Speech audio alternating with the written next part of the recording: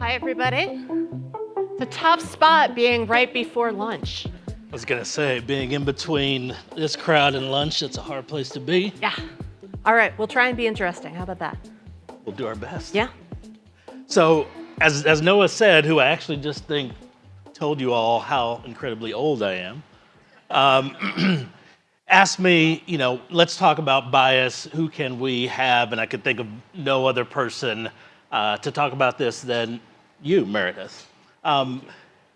Maybe we could start. Both of us are a little bit of outsiders. We're not marketing professionals. We don't do this work in and out every day. But maybe start off by telling us a little bit about what you do and what your experience has been.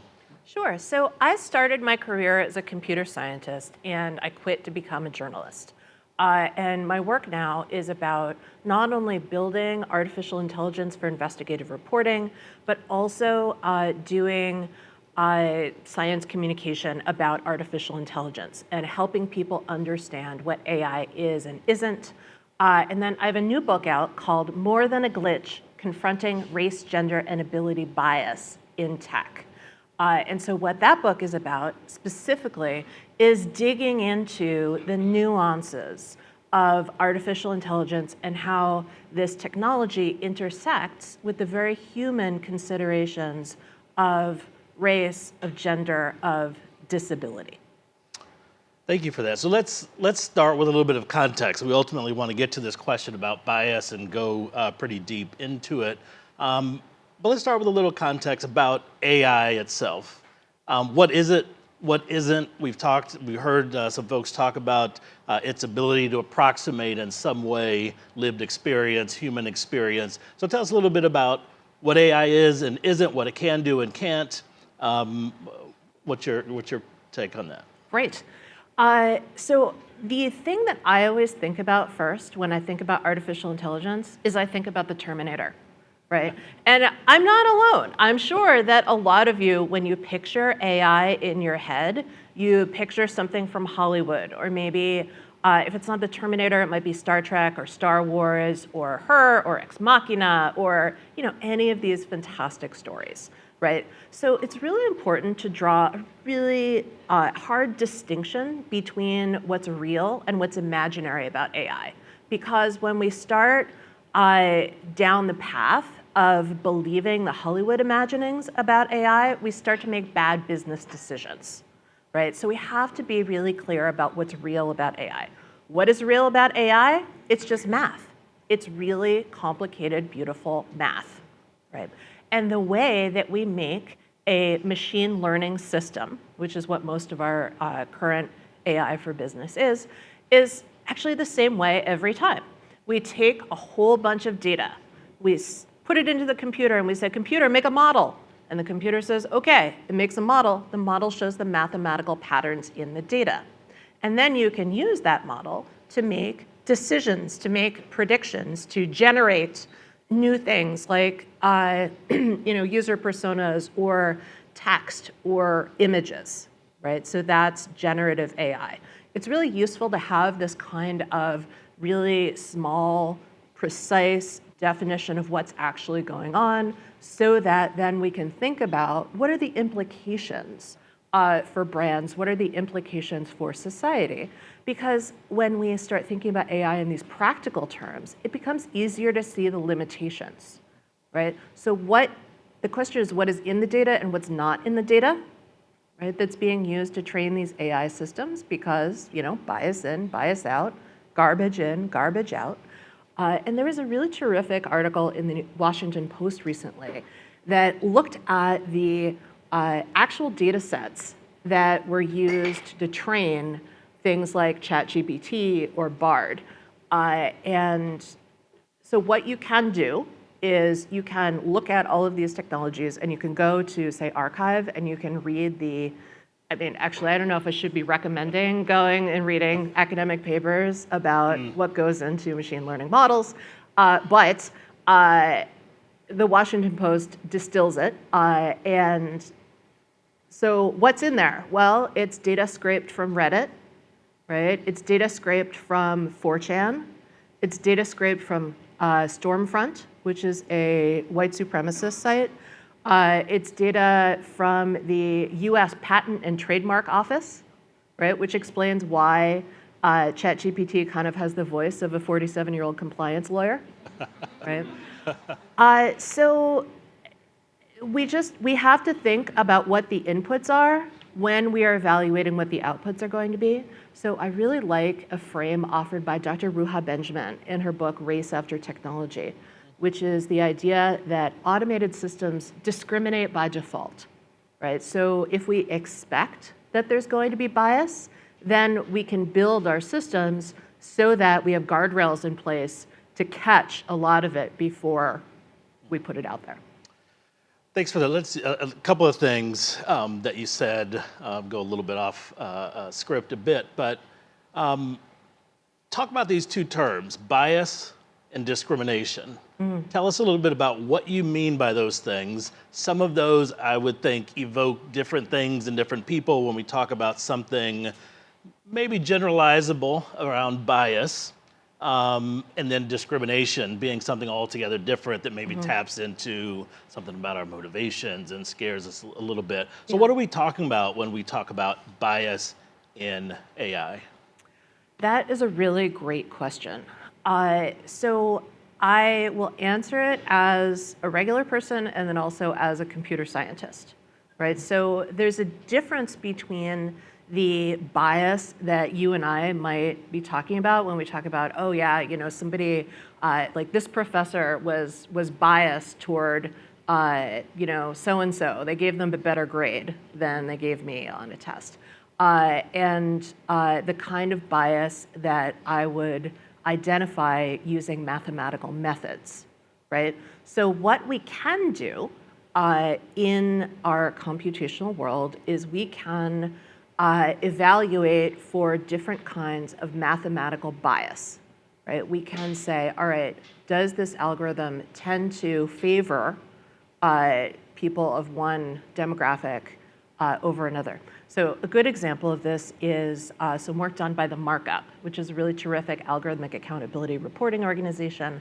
And they evaluated automated mortgage approval algorithms and found that the automated mortgage approval algorithms were 40 to 80% more likely to deny borrowers of color as opposed to their white counterparts.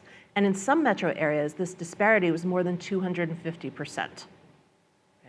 So the data scientists who made these algorithms clearly did not anticipate this, right?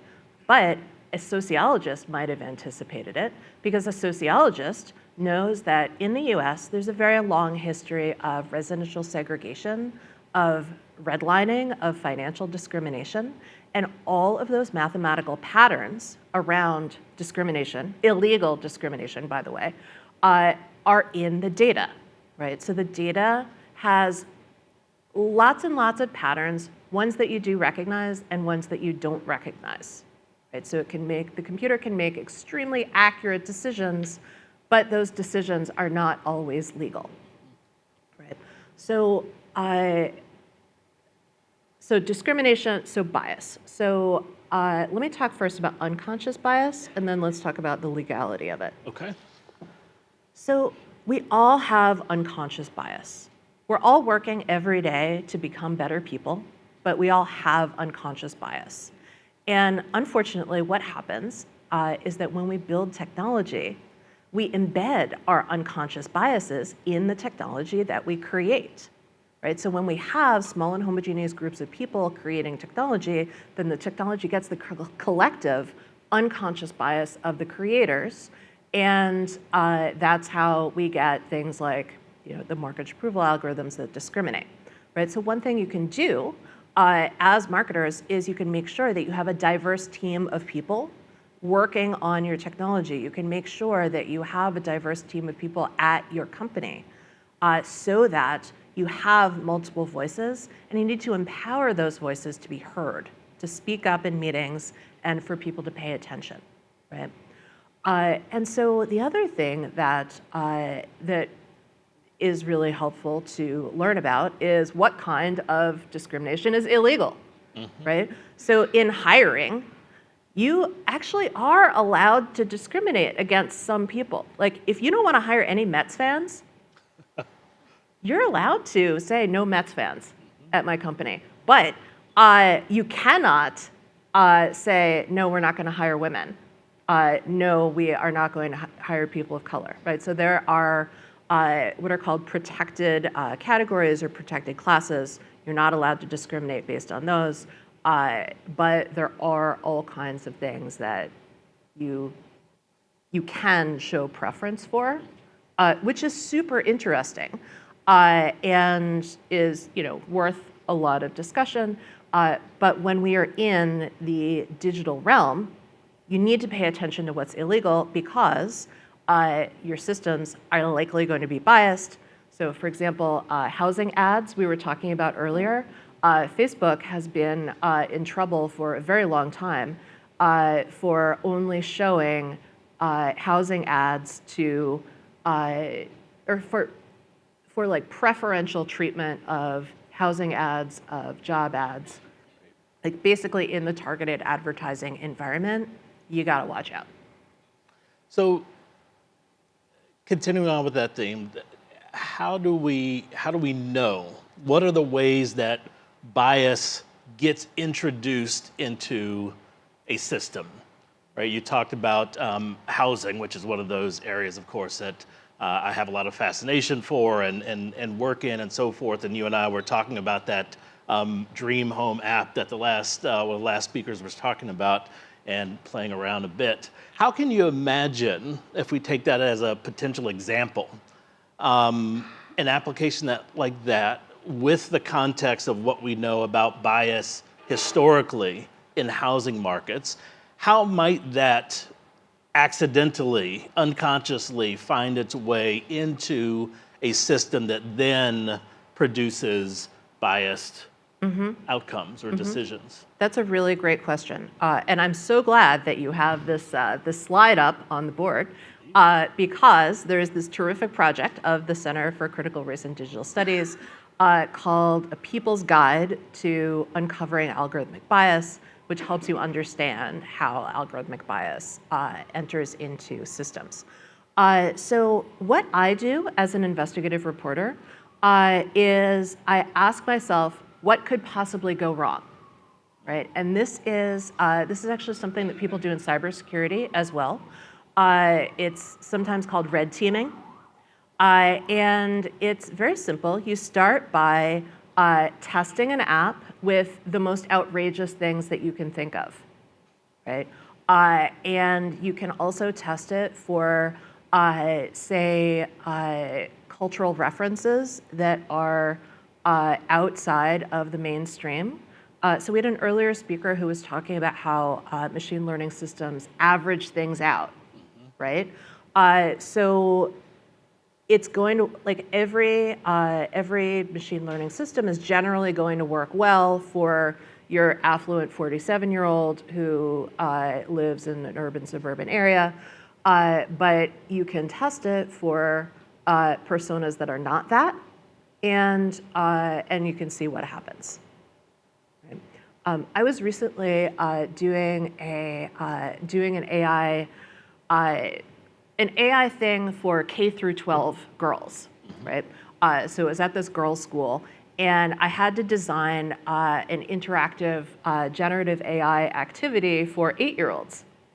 And I was playing with Dolly because I thought, all right, well, it'll be fun for the girls to to type stuff into Dolly and see what kinds of pictures it makes.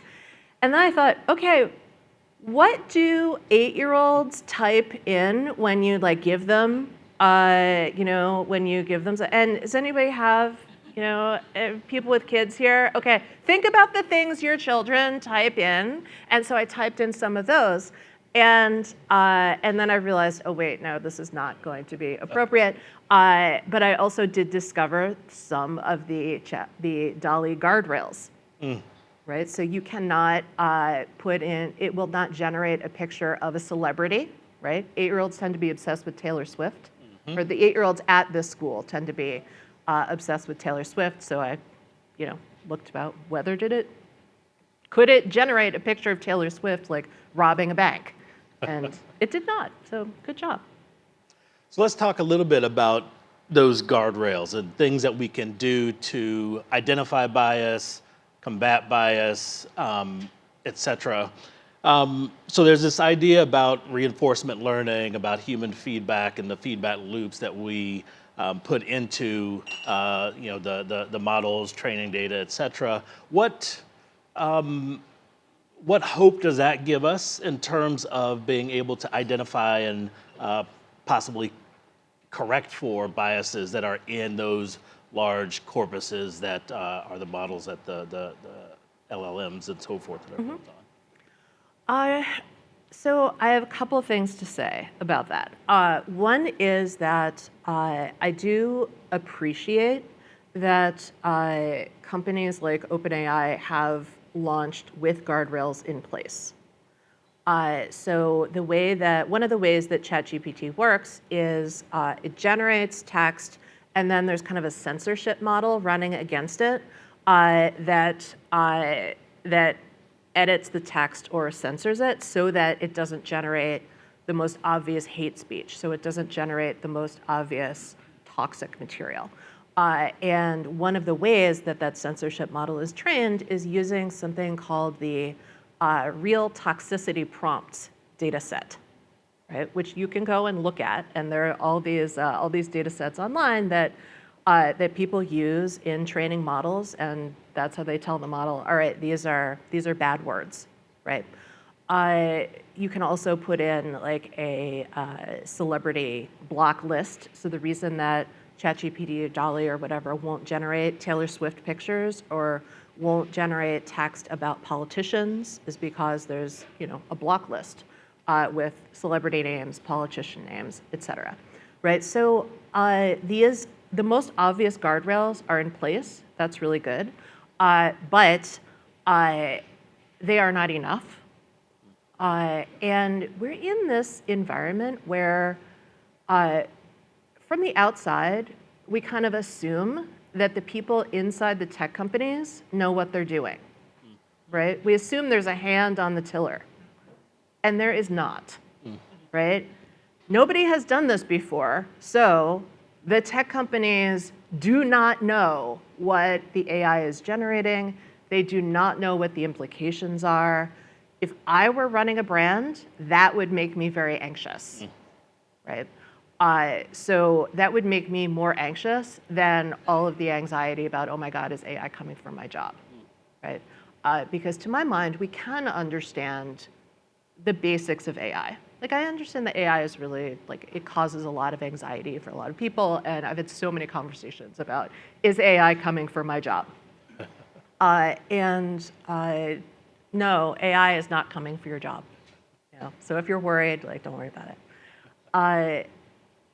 So it is possible to make guardrails. The technology does exist for some guardrails, but humans are endlessly creative, and people are always going to come up with some new kind of horrible thing. And so we need to just be aware of that. And what's some limitations? One of the things I found just frustrating, just working with ChatGPT some and experimenting and so forth, is these kind of guardrails, which are pretty absolute. If I tell ChatGPT, hey, can you generate some ad copy for an African-American candidate who's running for Congress and so on and so forth, it will tell me, you really shouldn't be talking about people in these terms, calling people black or this and that. And that. So no real nuance. So where do we get the opportunity, I guess, for that nuance in sort of what we might want and be able to produce and use these tools to produce for us, but also have a sense of nuance around bias, audiences that we're talking to? That makes sense as a question. Well, so I haven't tried that exact prompt, and I'm going to go and kind of look at the limits of it. I would say that we need to just assume that generative AI is bad with anything except upper middle class, white, mainstream Americans, right?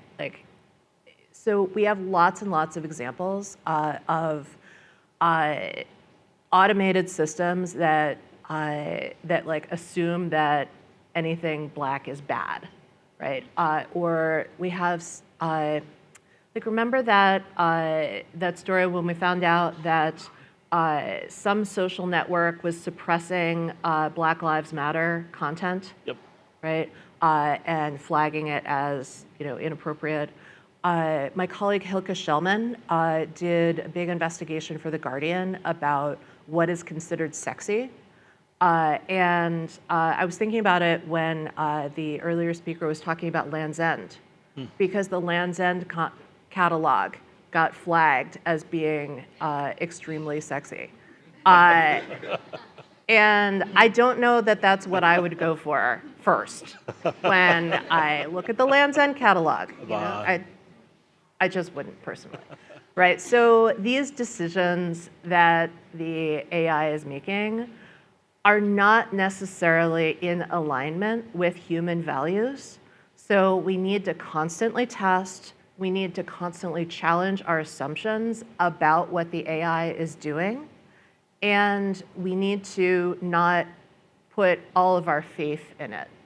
I think that's a perfect ending, and we're out of time. Thank you, Meredith. Thank you.